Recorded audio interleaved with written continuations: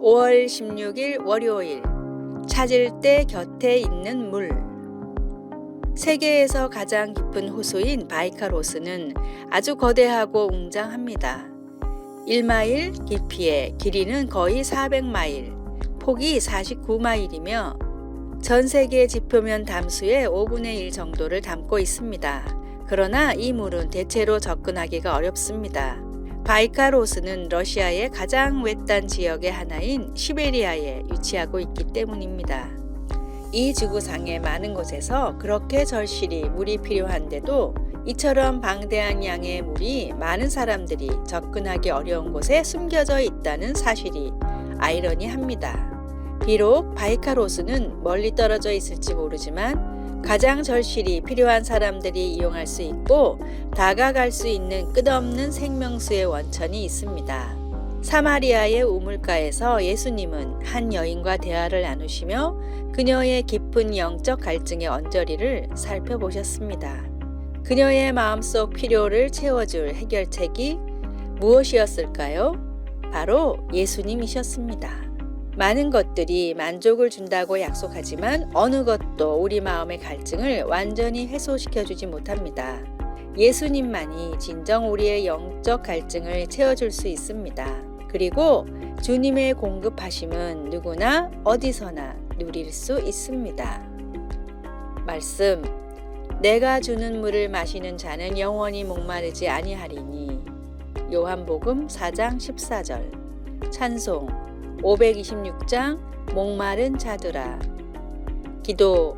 하나님, 생명을 주시고 삶의 목적과 의미를 주시니 감사합니다. 하나님과 당신의 사랑 안에서 진정한 만족을 찾을 수 있도록 가르쳐 주소서. 아멘.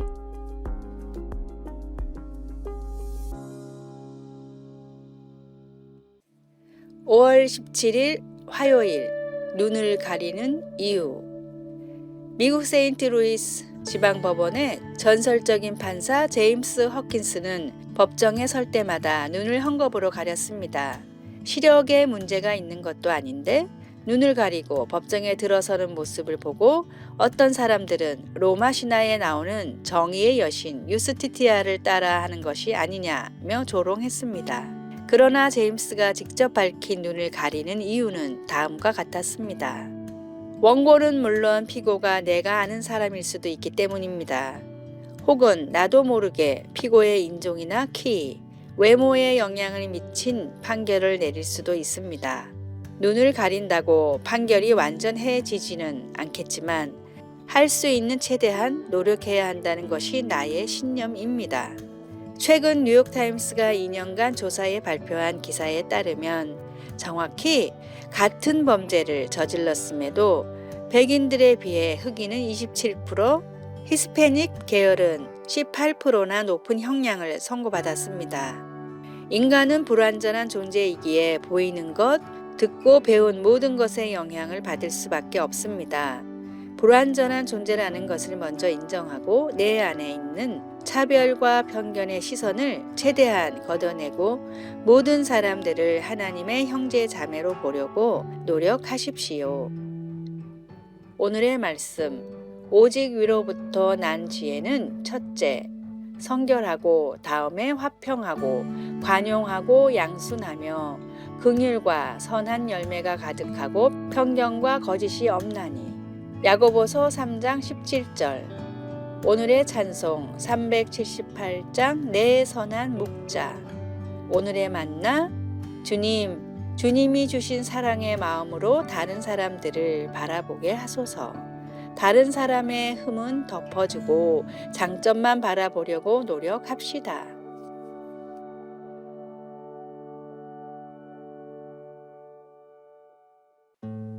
5월 18일 수요일. 계획을 세웠나요? 거의 18살의 청년 게이드는 자신의 제1지망 대학에 장학금을 받고 진학할 수 있으리라 기대하고 있었습니다. 그는 고등학교 캠퍼스 사역에 참여했으며 새로운 환경인 대학에 가서도 비슷한 사역에 참여하길 바랐습니다. 그는 아르바이트로 돈을 모아왔고 새 일에서도 월등히 앞서 나갔습니다. 그가 세운 몇 가지 큰 목표들은 모든 것이 정확히 예정대로 진행되어 가고 있었습니다. 그런데 코로나19 위기가 이 모든 것을 바꾸어 놓았습니다.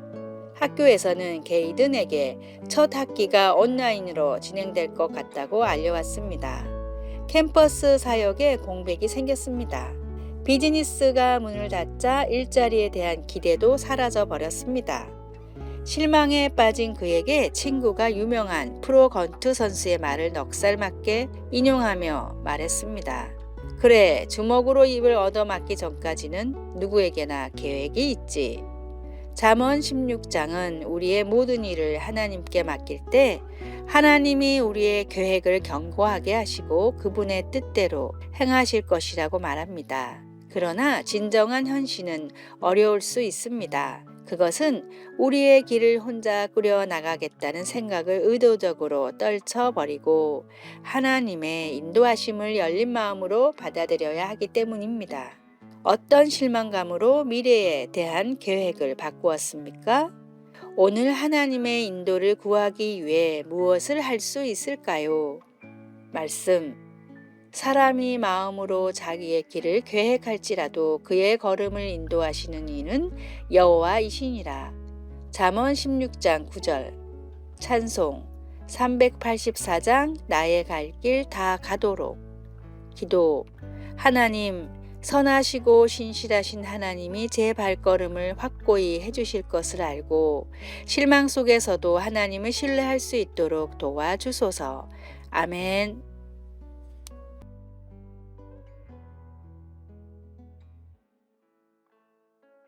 5월 19일 목요일 3개월의 감사.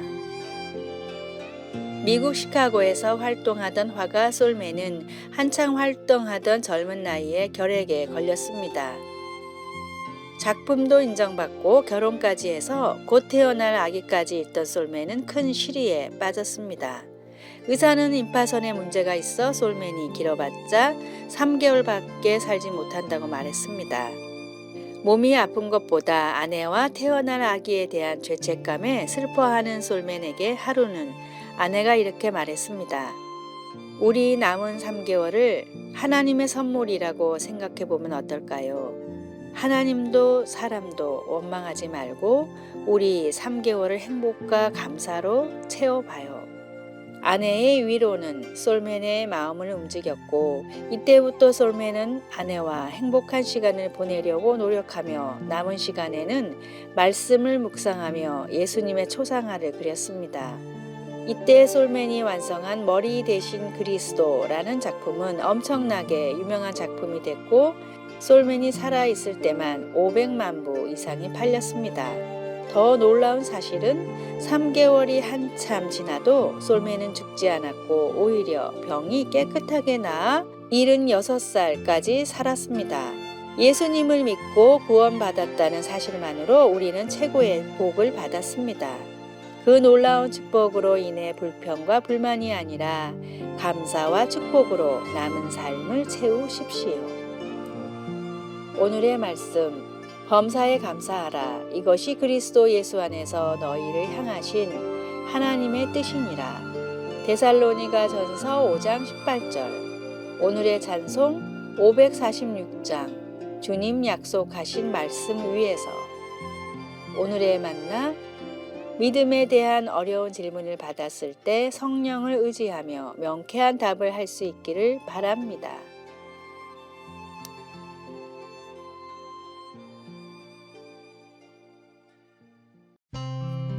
5월 20일 금요일 성경 말씀을 기반으로 정리한 7가지 지혜로운 대화 방법. 첫째, 상대방이 하는 말을 끝까지 듣는다. 잠언 18장 13절. 상대방의 말을 듣는 것은 대화의 기본입니다. 둘째, 상대가 알아들을 수 있도록 말한다. 야고보서 1장 19절. 받아들일 수 있는 눈높이로 대화해야 받아들일 수 있습니다.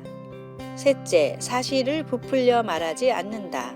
골로새서 3장 9절. 사랑엔 거짓이 없습니다. 진실에 사랑을 더해 말하십시오. 넷째, 말다툼을 벌이지 않는다. 로마서 13장 13절.